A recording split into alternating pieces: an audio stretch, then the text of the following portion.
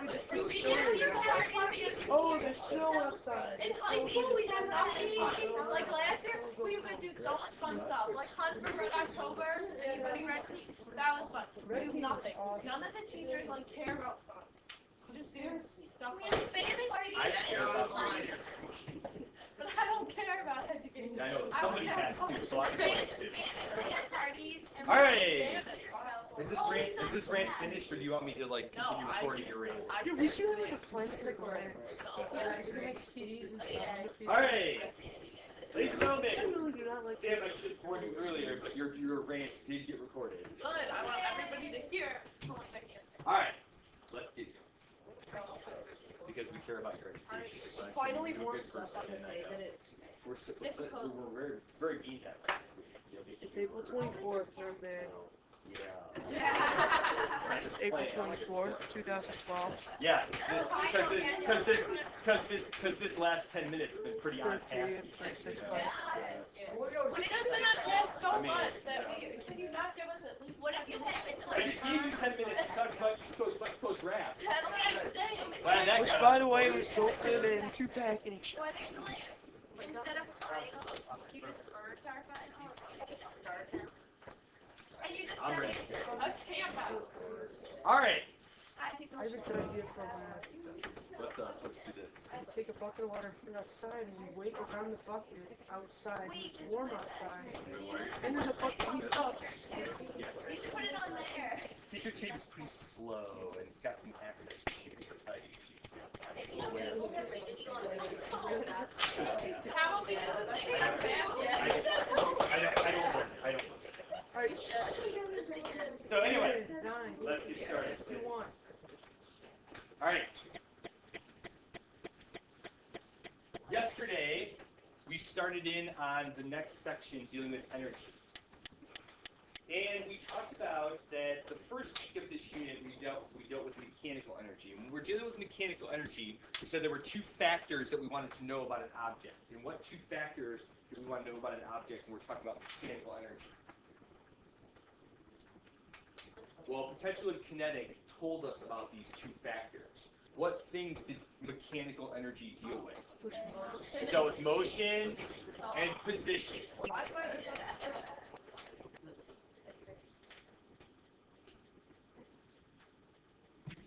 When we deal with mechanical energy, we're dealing with the motion and position, generally of big things. Okay? In the grand scheme of things, big stuff. People and cars and airplanes and space stations and things like that. Okay? Yesterday, we got into the idea of thermal energy. First, what size particles are we talking about when we're talking about thermal energy? Microscopic. Namely, what 2 particles can we kind of say that we're dealing with? Atoms and molecules, depending on whether we're dealing with an element or a compound. Okay? But what are we looking at for those microscopic particles? What are we worried about? Their movements. Right? So when we deal with thermal energy, we're looking at the movement of these atoms or molecules that make up an object. So we introduced a couple of terms yesterday. One of the terms we introduced yesterday was temperature. We said that temperature dealt with the average kinetic energy of the particles, or the average motion of the particles that make up the substance. Doesn't necessarily mean they all have to be the same, but we're talking about an average of the motion that makes up those particles. And that increased temperature generally equates with increased motion, although we talked about it's actually not speed, it's kinetic energy, so there's some factors there. Another term we talked about was this idea of heat. And we said that heat is energy that flows from one place to another. Because of what? What causes the heat to flow from one place to another? Temperature difference. So heat will flow, or energy will flow from what temperatures to what temperatures? From hot to cold until what? Until they're equal. Until they're equal. We refer to that point as thermal equilibrium. Okay. The last topic that we talked about was thermal energy. We said that thermal energy is the total amount of motion of all the particles that make up an object. So we said there were really a couple factors that we're looking at there. One is the temperature. Okay, good. Mass temperature and state of matter, right? So the temperature tells us about what? What do we say that the temperature tells us about? How fast the particles move. And then the mass is going to take care of what? how many particles there are. So temperature tells us how much those particles move, but then mass tells us about how many of them there are. Right? One example that we talked about at the end of class yesterday, right, was this example. Did we do the sparkler? Okay, so the sparkler, we talked about the sparks of the sparkler have a high temperature, meaning what?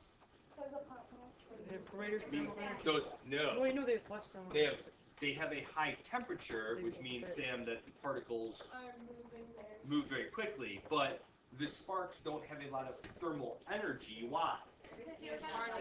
There's just not very many of them. It doesn't have a big mass.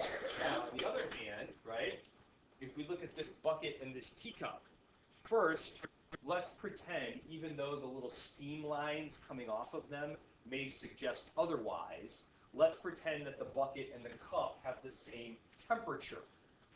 If the bucket and the cup have the same temperature, what is that telling you? Particles move, on average, the same speed. Okay? But which one will have a greater thermal energy? Bucket. Oh, bucket. A bucket, because it has a higher mass, right? So the bucket and the cup have the same temperature, meaning that the particles move, on average, the same speed, but the bucket will have a greater thermal energy, because thermal energy deals with the total amount of motion.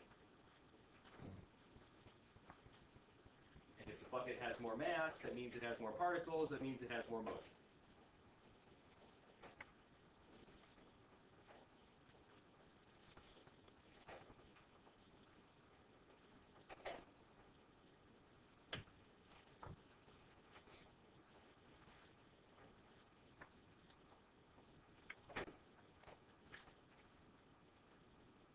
Alright, good there?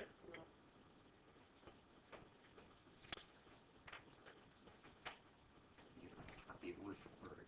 Summarize.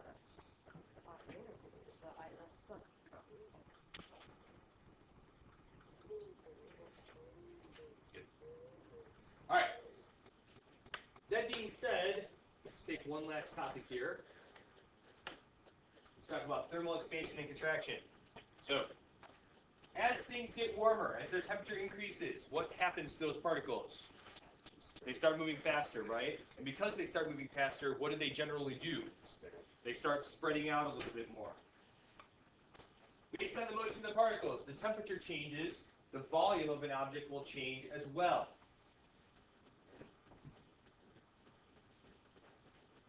Based on temperature change, because of the motion of the particles, the volume of the object will change as well. Very good.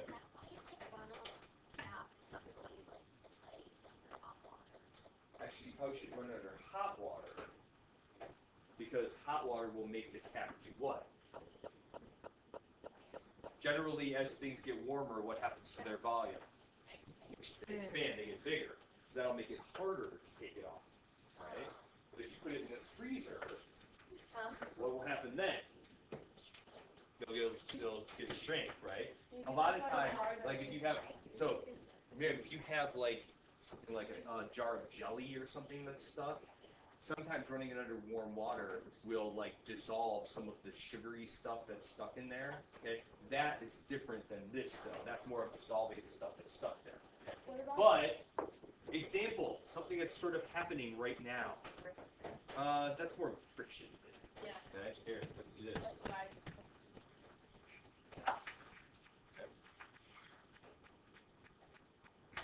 So, anybody remember that door at the beginning of school or all the way through like November? Yeah, it's hard because it Really? expanded. It's really hard to open in the summertime, right? Because what happens to that door as its temperature increases? It expands. Like my right? fingers, my rings get stuck in my fingers in the summer. In the summertime, yeah, because yes, that happens a lot. But in the wintertime, right, especially if you don't wear gloves, they can like fall, yeah, my ring will fall right off sometimes in the wintertime because your hands get a little smaller because of the thermal expansion contraction. Yeah. So, also Miriam has a little bit to do too with when you get cold, your body sends blood inward because in the grand scheme of things, if things are going to die, fingers are less important than like hearts and brains and things, you know? So vital organs, stuff like that, you know. So smart.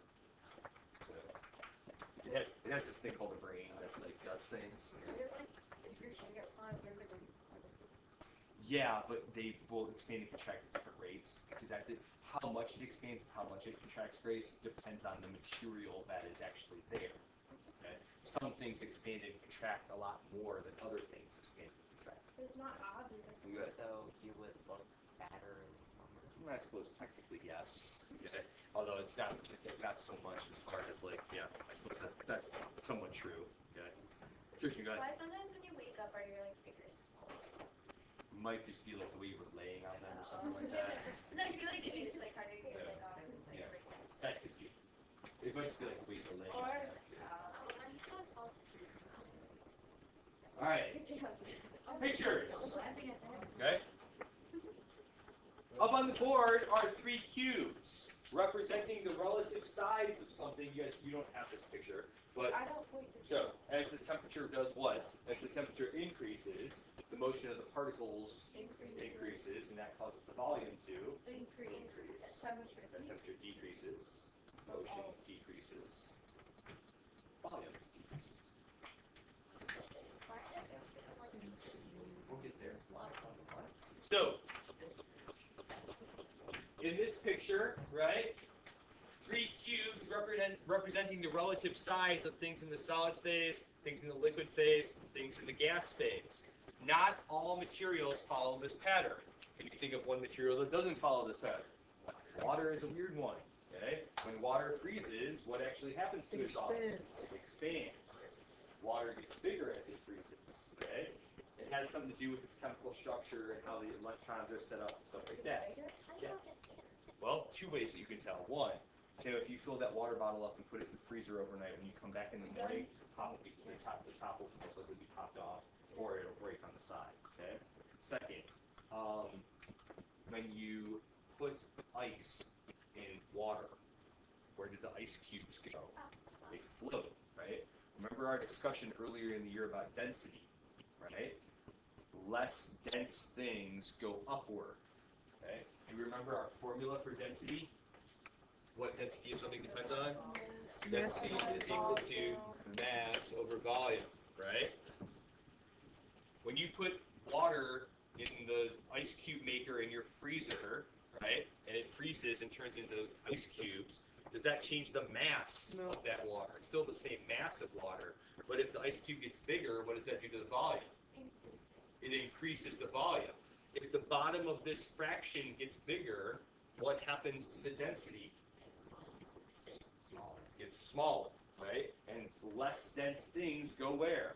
They go upward. You guys, anybody ever had a pipe burst at their house in the wintertime? Okay. Sometimes if you don't have things insulated well, if there's water left in pipes that get cold, that water will freeze and it will expand and it will break a pipe. Okay? Sometimes it happens a lot with the like outside faucets, like outside spigots outside, that you go back in the spring and if there was water in a place that wasn't insulated, the spigot doesn't work because the pipe has burst over the winter time. Like the cracks in the street, if the water fills up, Potholes get worse when? In the winter time, because what happens is water gets inside of the cracks in the road, and that water freezes, and as it freezes, what happens to its volume? It expands and it just like pops stuff out of the road pretty much. And then the snowplow comes along and if it raised up that little piece, that little crack in the road, the snowplow comes along and goes and knocks it off. And that was a big hole. But we didn't even have a bad winter, right? There's so many potholes. Actually, this year was pretty not real bad. That's what I'm saying. We didn't have a bad winter, so why there's so many potholes in the. Actually, in the grand scheme of things, this year's potholes really weren't that bad. But there's so many potholes. Well, the parking lot they are, because they don't really care about that parking lot. It's going to go away in 2 years. So, So, I don't know what's going to be over there. They might turn it back into grass. I don't know. Anyway, They should make anybody ever do this? We go to a restaurant, get a balloon. Yeah. The only restaurant I can really think of that's picked up balloons anymore is Red Robin. It's like the only place I can think of. But Applebee's used to, but they really don't anymore. So anyway, if you're so excited, well, if it's your birthday, it's a different story. But, So you're so excited you got your balloon, but then you left it in the car overnight. Okay. You come back in the morning and it's not quite as spectacular as it was, you know. Or I had like before. somebody made me a zebra like animal pet, Yeah. and now it's all deflated. Yeah. Anybody have an old school thermostat in their house, like the one you actually have to like twist and turn? I think you Right? do. Maybe like maybe in your grandma's house, maybe sometimes. Okay. Yeah, but A lot of times now thermostats you do just twist the buttons, but in some houses they have like an old school one that you actually have to like turn the dial. Okay? In that thermostat, there is a little coil of wire. And that coil of wire has two sides to it because those two sides expand and contract at different rates depending on the temperature. So what happens is you set the thermostat to a certain temperature. And what happens is the coil inside, as it gets warmer in the room, like in the summertime, as your house gets warmer, that coil expands and expands and expands. And as it expands, when it gets to a certain point, it flips the switch to your air conditioner. It turns your air conditioner on. And then it gets colder in your house, right? So as it gets colder, what happens to that coil? It shrinks, and as it shrinks back down, what does it do? It's the switch. It turns off the air conditioner, right? And no, not thermostat, it's thermostat. I think on your wall. Yeah, no. It's like this thing, but that doesn't actually like work. So, but so, I never do that. yeah, that's what it's for originally, but it doesn't work. So. Anyway. Yeah, we really have no control over what the black anyway. For a different day. But that's how a thermostat works. Okay? And by changing the dial, you can make the switch either farther away from the coil or closer to the coil, so it gets warmer or cooler in your house.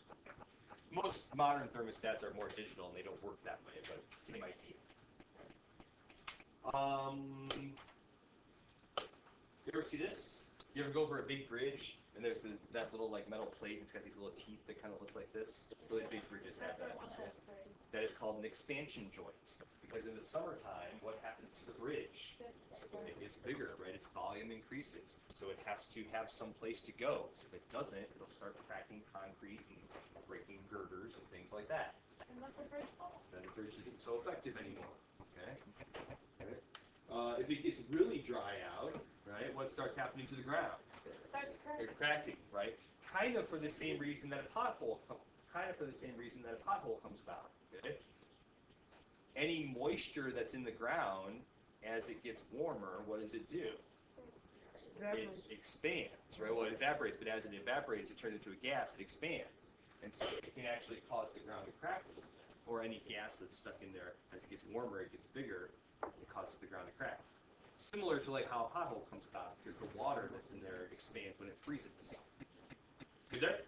Wait, I don't know. Can you, like, I don't understand how that works. So if there's like a little piece of trapped water underneath the ground, right? And the ground above it, it gets all dry and it gets warm. It gets warmer, warmer, warmer. Down at the bottom, if that water turns into a gas, what's going to happen to it? Well, yeah, but what happens to its volume first? As it goes from a liquid to a gas, it gets bigger, right? So if it gets bigger and the thing on top of it is solid, it'll cause it to crack and get out of it. All right. Let's shift our attention to calorimetry. Yeah, very much so. And I just learned today, too, that in Spanish, hot is calor. It's caliente. I thought caliente was more like spicy hot. Like No. hot is like, yeah, heat is calor. So, because it all comes from Latin, pretty much. So, you know. Anyway, when we talk about calorimetry, our discussion, the calorimetry is a numbers thing. Calorimetry is a measurement of energy as it moves around. Our discussion of calorimetry begins with specific heat. By definition, specific heat is the amount of energy needed to raise the temperature of 1 gram of material by 1 degree Celsius. Celsius is more of a universal. Celsius and Kelvin have the same like marks in between degrees. And Celsius is like the absolute temperature scale, so really it's why don't you Kelvin, but Example. Let's talk about a winter example. Okay? You get up in the morning, right? Feel pretty groggy. Walk across your bedroom, go to the bathroom, step in the bathroom, right? What does it feel like? It feels like freezing on the floor. Is the temperature of the floor of the bathroom any different than the temperature of the floor in your hallway, your carpeted hallway? It's not. Yesterday, we talked about the idea that energy will flow until the temperatures are the same. So the floor in the hallway and the floor in the bathroom are losing heat or gaining heat from the air in the room until those two things are the same temperature. The floor in the bathroom is not any colder than the floor in the hallway. However, they have different specific heat values. If you step on the floor in the bathroom and it feels cold, right? If we talk about your thermostat, depending on what your parents like the house or whatever, okay? In the wintertime, your thermostat may get set anywhere between, 65 and 75, depending on what your parents like in the house, okay? But your body temperature is about what in Fahrenheit? 98, okay? 98-ish. So if you step on a 68-degree floor with your 98-degree feet, what's going to happen? Which way is energy going to flow? Out of you into the floor. And your body picks that up as what? What does your body register that as? That's cold. But why is it not in the carpet? Because the specific heat of something, Sam, tells us how easy or hard it is for a material to absorb energy. And so is the carpet easier to No, the carpet is harder to absorb energy because there's as much heat flowing out of your body into the carpet as is flowing into the floor of the bathroom. Your body registers yourself losing heat as being cold, right? But you don't lose as much heat to the carpet as you do to the floor. So that's why the floor feels cold, because they have different specific heat values, okay? Certain things, real easy to pick up energy. The lower an object's specific heat value, the easier it is to change that temperature. That means it's easier to heat things up, but it's also easier to cool them down if they have a low specific heat value. Here, go ahead. No, the floor has a lower specific heat value because its depth changes faster. It's easier for it to pick up heat because of the way the material is put together, the stuff that makes it up, the compounds that are in it, that kind of stuff. Okay? Also, too, another thing, what makes the carpet different than the floor? Like, how is one thing that makes it really different? Why is the carpet all fluffy? Because it has a lot of what in it? Well, yeah, but wool is fluffy because it actually has a lot of air trapped in it. Okay? Whereas the floor is almost exactly solid. Gases are really good insulators. It's harder to change the temperature of gases kind of than it is of solids generally. So the floor, the carpet, having a lot of air in it, it just doesn't change as much as the floor does, not as easily. Okay? Okay. What about like asphalt? When you're like at the summertime and it's really hot, is that going into you? Yes. Okay. Anthony, go ahead. Like at the beach, does like the sand have more air in it? Let's talk about that. So let's talk about the beach, right? You're at the beach, you're sitting there on your chair in the beach, right, reading a book or whatever, okay? You sit there for a little while. Of course, you have sunscreen on, so you're not getting like sunburns or anything like that, right? And after a while, you get out of your chair and you stand up on the sand, and what does it feel like? Hot. Blazingly hot, right? I hate that. So then you run into the water, and you put your feet in the water, and the water isn't as hot, okay? Has the sun been shining less on the water than it was on the sand? No. No. Same energy has been given to the sand and the water, but because they have different specific heat values, their temperature change is different. Does that make sense? Okay. it's much easier to change the temperature of the sand than it is to change the temperature of the water. Okay? Miriam, go ahead. Yes, although how much the temperature changes doesn't just have to do with thermal energy.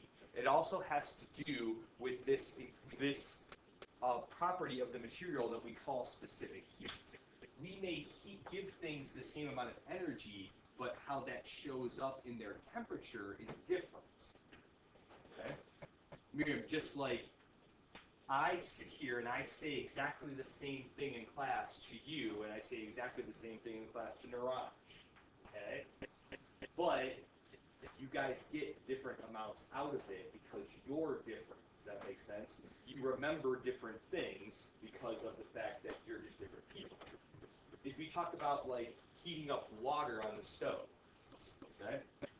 If you turn on the stove, put a pot of water, and you put the pan on there, and you fill the pan with water, and you let it sit there for a minute, okay? And you take it off. Can you touch the bottom of the pan? No. But after only a minute of sitting on the stove, is the water very hot? Yeah. No. It's really, and not after 1 minute, it's really not. Okay? But did they receive different amounts of energy? No.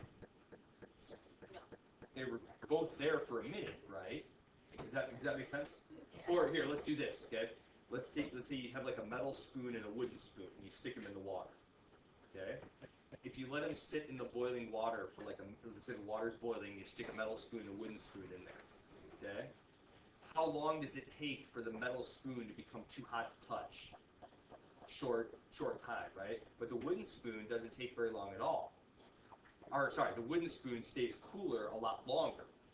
Are they receiving different amounts of energy?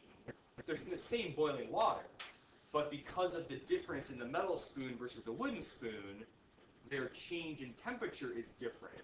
Not because they receive different amounts of energy, but because how well they absorb that energy and how fast the particles move because of it is different. And that's the specific heat value. Okay? Chris, go ahead. Is it because like water its specific heat value is lower because it's a liquid? No. Water's specific heat value is actually very high. Okay? I mean, like It has something to do with the liquid, but it also has more to do with how the molecules are put together. It is because it's more separated. No, not necessarily. Just go ahead. What if you have like a pot underneath the water? In that case, that's why I changed my example to the two spoons, because yeah, that would be a little bit different. Lauren, go ahead.